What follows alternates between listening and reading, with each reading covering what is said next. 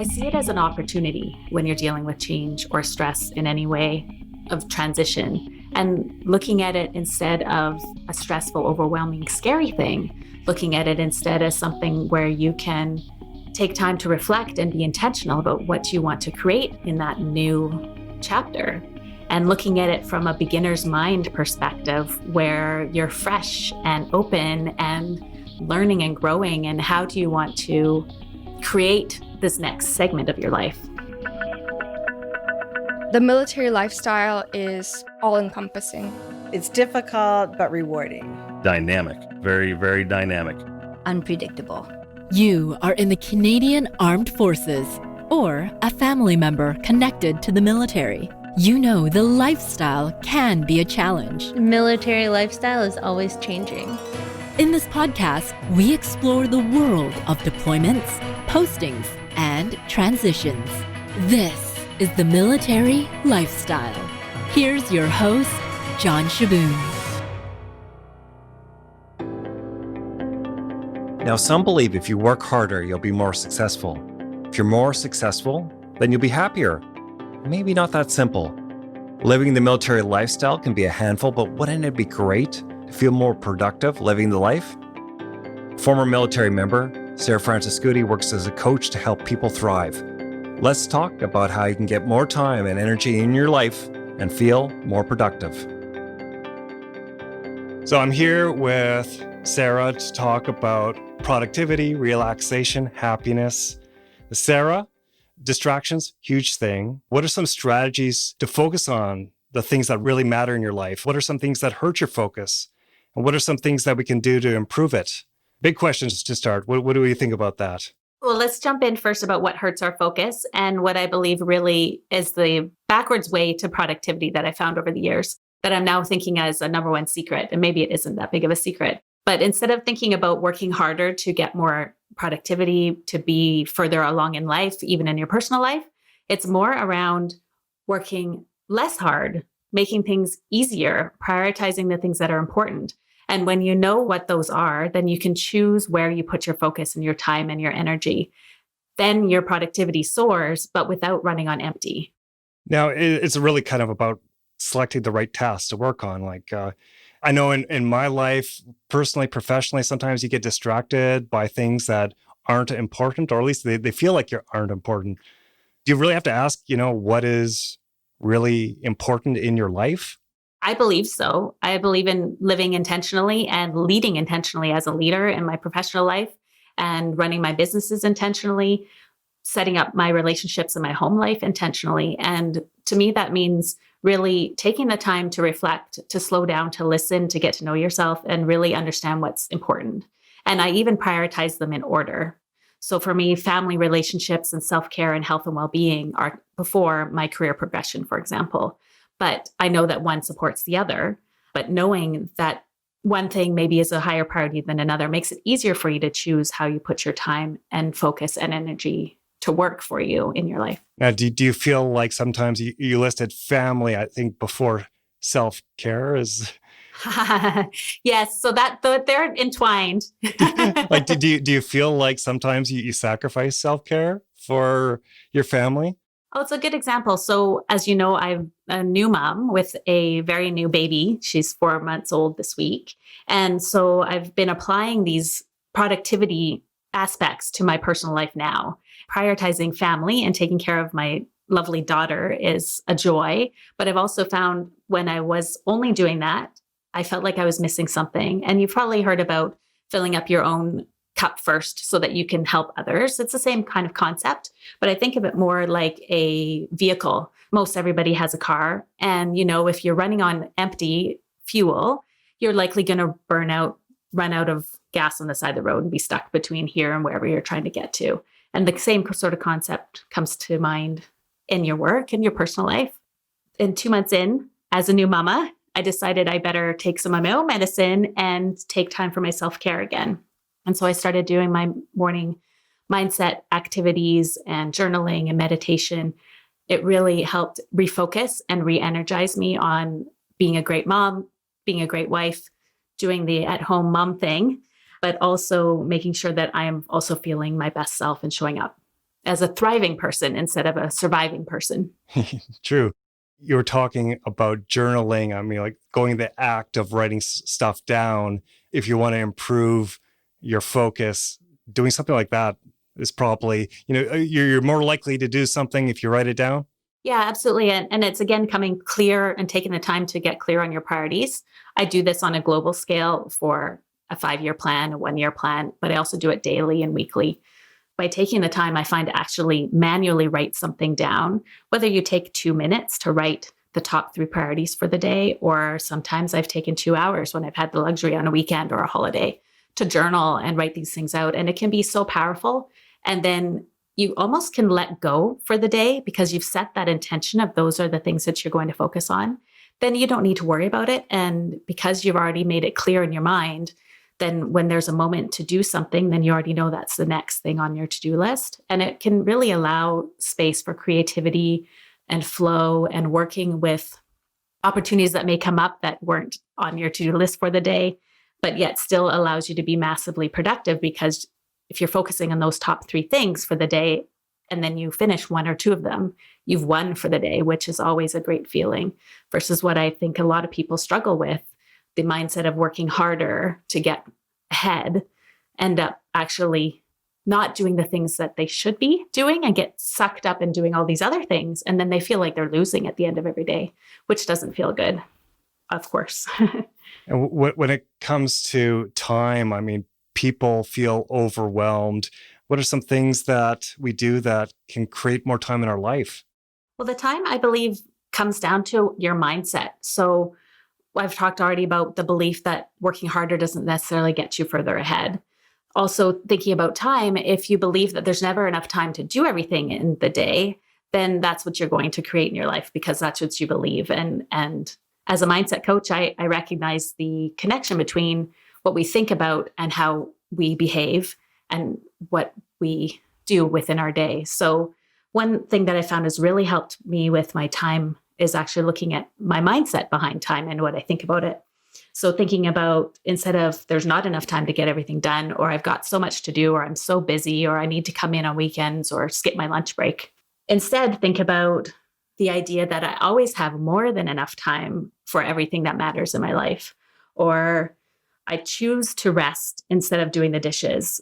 Instead of saying I'm too busy to do the dishes or I'm too busy to get that task done at work, I'm choosing not to. And it's more about taking an empowered approach and believing that you can do everything because you're amazing. And it's just a matter of figuring out how. And like I said, prioritizing what you're going to do first and then letting the rest fall into the place around that. Yeah, there are a lot of different things that can erase people's time. I think of things like TV, social media, staring at your smartphone, browsing the internet.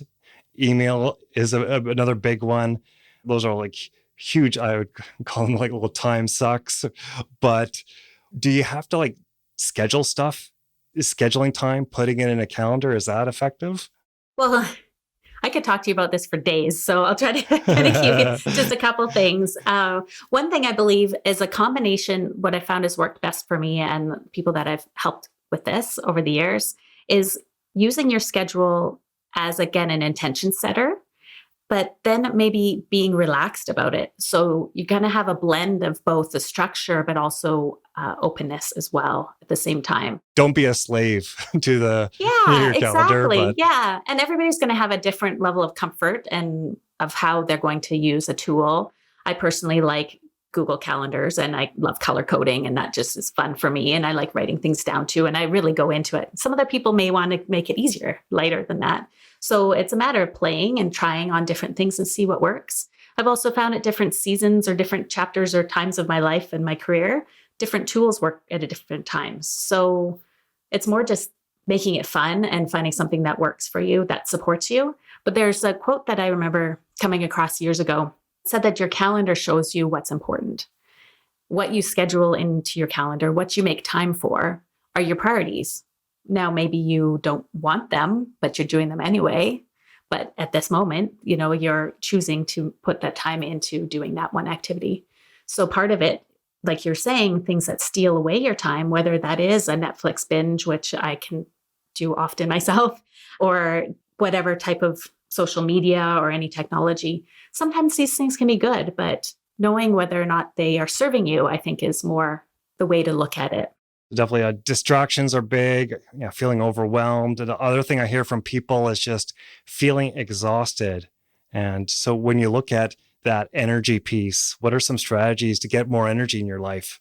Yeah. So I love the concept of what I've now called inside out scheduling. So instead of taking your calendar and your obligations and doing everything that everybody else is asking you to do, whether that's the 10,000 emails at work or meetings and other types of activities, volunteering, whatever it is you've got in your schedule, instead taking the time to figure out what's important to you, what matters most to you, what replenishes your energy the most, and then scheduling those things first, and then making the time for everything else to fit in around that.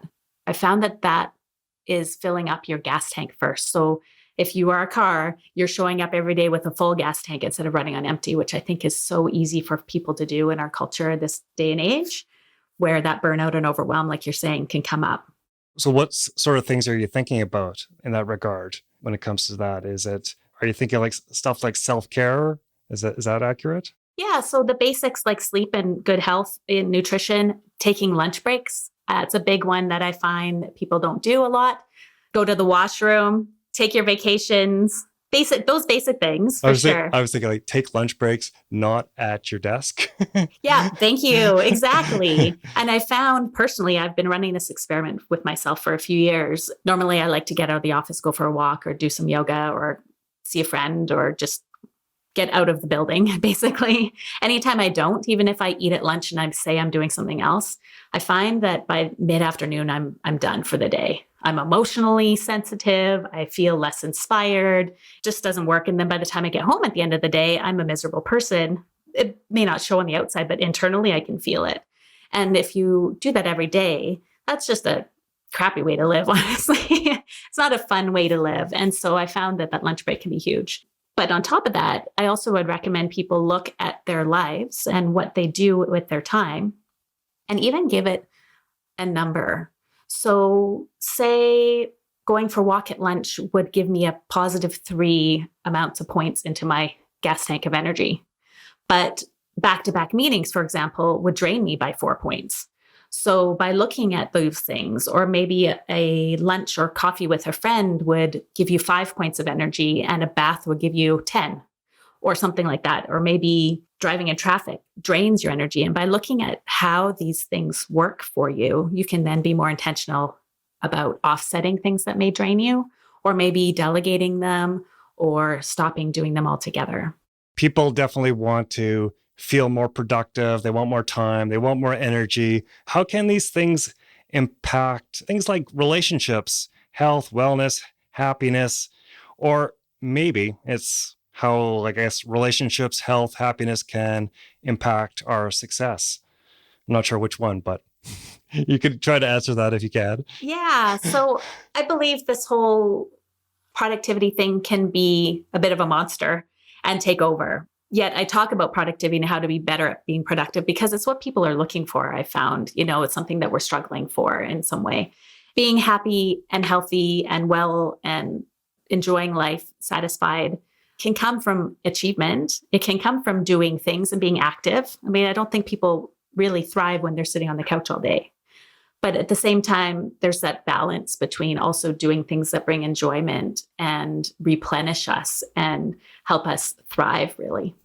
And with productivity, I don't necessarily just think of the professional side. I think productivity can be in personal life too. And for me, it's about, wanting growth in your life, making progress. Everyone wants to feel like they're going somewhere. They just might not know exactly how they're going to get there.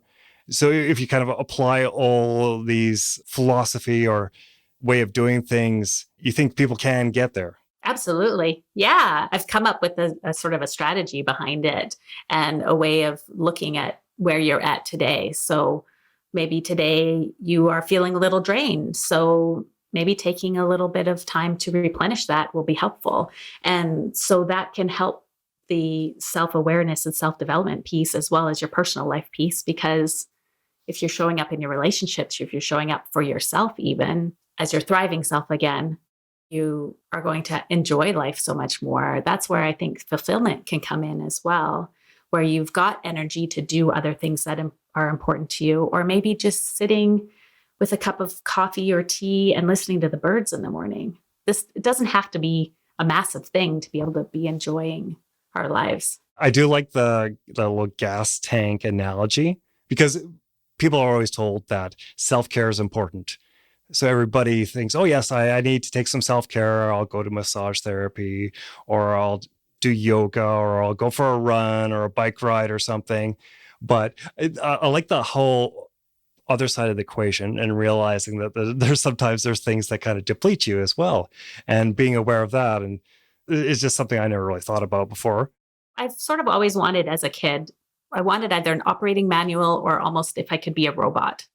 And the reason why I wished I was a robot was because I felt like if I could just not eat and not sleep, could you imagine the life that we would live? And I think there's movies out there that are like this. But then I realized at one point that even robots need maintenance.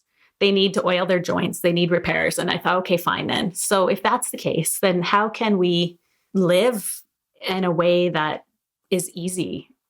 I guess, how do we operate this body of a being in a way that can serve us to the best way we can? Yeah, can you get too wrapped up in productivity? Like, especially if you equate your own productivity with self-worth, and you feel like you want to make gains in your personal, professional life. And yeah, if you think that you need to do this, could it be unhealthy? I think the answer is it depends. So It I'm a depends. high achiever person. I always like learning and growing and taking classes and learning new things and improving all the time. So for me, that is important. And I find that's my happy zone. But for other people, some folks are happy doing the same job for 20 years. And so everybody's going to be different about it. But I agree with you that there is an unhealthy end of the spectrum of being overly productive to the point of self-detriment. And that's where I came up with this whole inside-out scheduling philosophy for my own well-being, because I needed it. We teach what we need to learn, but also to help others as well get out of that trap so that we can still be doing the things that we want to do, having career progression, having an amazing personal life, but without the burnout piece, without the overwhelm or running on empty very often, by looking at what we need and addressing it daily. So you have experience as a military member, a military family member. You've also worked at CFB Esquimalt. What are some of your perspectives as from that side and to the military lifestyle, someone who's living the lifestyle? What would you tell them? Well, the biggest thing that came up to me as I was thinking about what I would share with you guys today was around change and transitions. And I know military deals with that a lot, whether it's a deployment or a new job, a new posting, or even having your kids go to school at a different school, or even different seasons, changing from spring to summer and summer to fall brings different tempo to the day. It brings different things in our lives. And so I see it as an opportunity when you're dealing with change or stress in any way of transition, and looking at it instead of a stressful, overwhelming, scary thing, looking at it instead as something where you can take time to reflect and be intentional about what you want to create in that new chapter, and looking at it from a beginner's mind perspective where you're fresh and open and learning and growing. And how do you want to create this next segment of your life? So is there anything else you would mention?